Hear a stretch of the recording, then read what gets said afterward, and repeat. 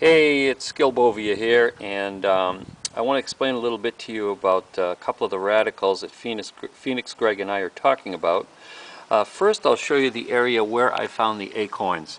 And as you can see, there's a flap which goes all the way across here, and there are several different little clips that need to be opened. This one here, this one here, this one here, and they go all the way across to this one and this one. Now, when you open it, you're going to break this little screw right here. You'll have to take this out. You'll notice I've put it back but didn't get a new one. It doesn't seem to make any noise and it doesn't seem to make a difference. If you lift up on this, this will come apart from the panel just below it, and it will get you inside this area right here. Inside that area is actually a V-shaped depression which goes in quite a ways. If you prop this up and reach in, you'll be able to reach in, and at the very bottom of the V, you'll find that there's an area where things can accumulate. In my case, looks like a chipmunk or a squirrel had put some acorns in there. So that's number one.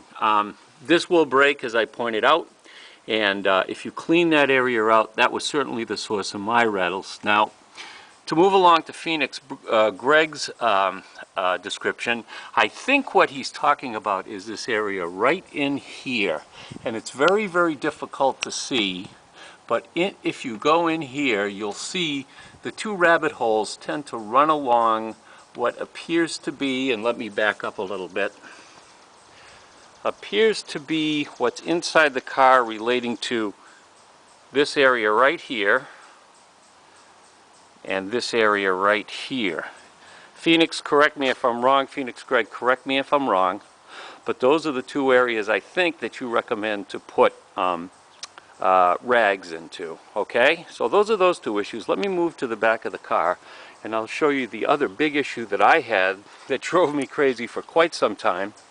And that was this joint right here. This joint here mates with, where is it? This joint right here on the back of the hatchback, and you can see they close together and there's one on each side.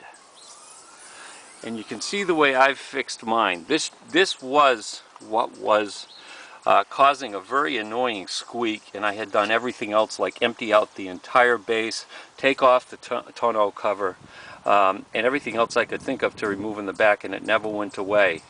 So what I've actually done to fix this, it's a little hard to see, is to fashion a cover here out of the fabric side of Velcro and tape this over. The depressions where it actually touches are here and here. This has been on for quite some time. As you can see, it's quite wet right now, and it doesn't seem to bother at the heat and the cold, so it seems like a pretty good fix.